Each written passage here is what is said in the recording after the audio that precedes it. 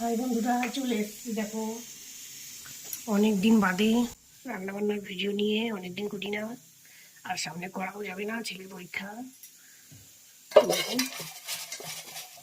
মাছ হবে, ডালটা দেখো টিকি হয়ে গেছে, আর মাছে ফুলকপি দেবো, কাতলা মাছে। আর বেগুন নেই, এই যে এটা পোকা বেরোলো, অর্ধেক ফেলে দিয়েছি। দেখো এইটুকু ফেলিনি, এইটুকুই ভেজে নেবো। ফেলবো কেন বলো, যা হয় এইটুকুতেই হয়ে যাবে। দুজনের, ছেলে তো খাবে না, ছেলে মাছ দিয়ে খাবে।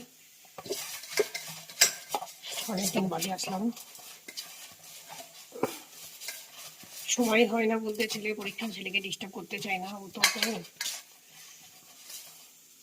আর এখন ওকে ডিস্টার্ব করাও যাবে না, আগে পরীক্ষা তারপরে ব্লগ, পড়াশোনা আগে তারপরে কাজ করে। দেখো রাতে ফ্রিজ অফ করে লাগিয়ে দাও, মাছটা বড় জমে আছে, ভিজিয়ে রেখেছি মাছটা।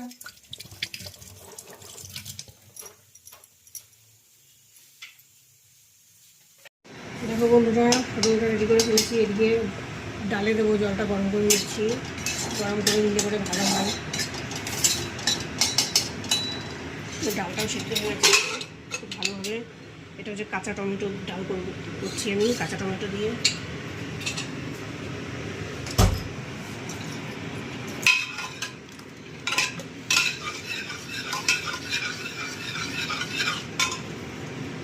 লঙ্কাও দিয়ে দেবো, 4টে লঙ্কা, বেশি লঙ্কা দিলাম না, টমেটো দেওয়া আছে।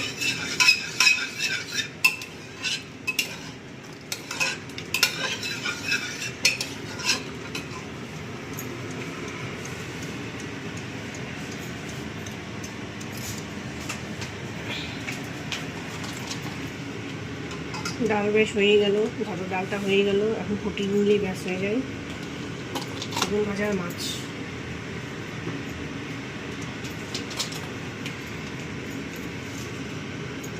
পরীক্ষা পরীক্ষা পরীক্ষা ভাবতে ভাবতে মাথা খারাপ হয়ে যাচ্ছে, আর কি ভিডিও বানাবো বলো।